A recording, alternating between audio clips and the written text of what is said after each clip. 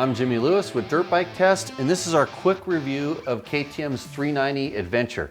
This is a brand new bike for KTM for 2020.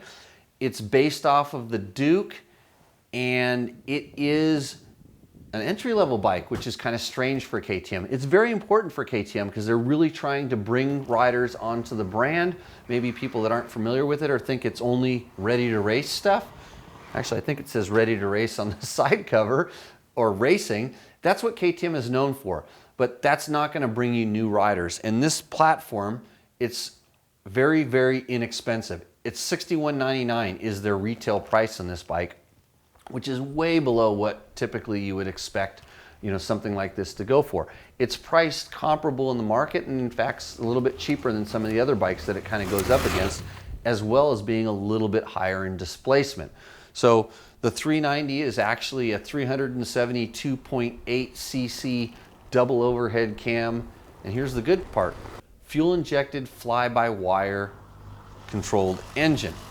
And so what that means is they're able to make it emissions compliant, but they've also built in some traction control features for novice riders. When you turn this throttle, it's not jerky and aggressive. The motor actually can be jerky and aggressive. And in fact, when you get it up in the RPM, and this thing sings its way almost all the way up to 10,000, 11,000 RPM before the rev cut kicks in.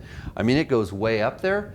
But when you're riding it where you usually ride at 3, 4, 5,000 RPMs, when you turn that throttle, it's not a one-to-one relationship. It basically sets it right at a really good torque point that keeps the bike moving and lumbering along. A more advanced rider might roll into the throttle a little bit deeper, but sometimes the novice riders don't have that much control. And when you're on a regular bike that's more, throttle fuel injection by cable, the computer doesn't have the ability to control the butterfly valves like it does in this bike, which is a really good feature.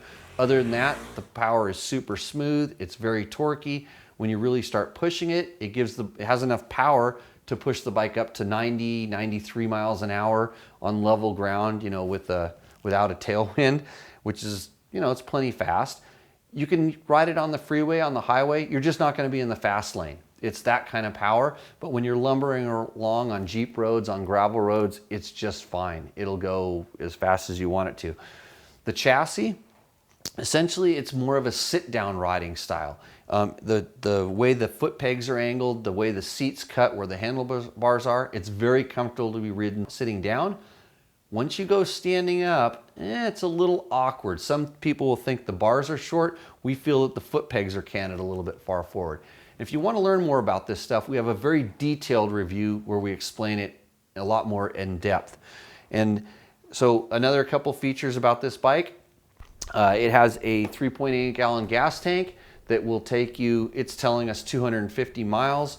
We never got a good full pull of the tank because we were doing things where we got the mileage down to around 30 miles per gallon, but generally it's about 50 miles per gallon is what you can expect out of this.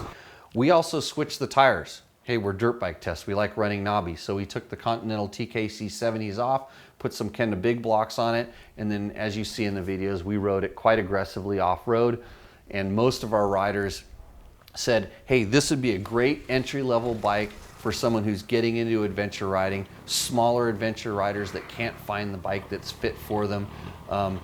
My novice friend that really doesn't want a motocross bike, that needs a bike that he can ride to school, that they can go, maybe do a little bit of touring, put some luggage on it, stuff like that.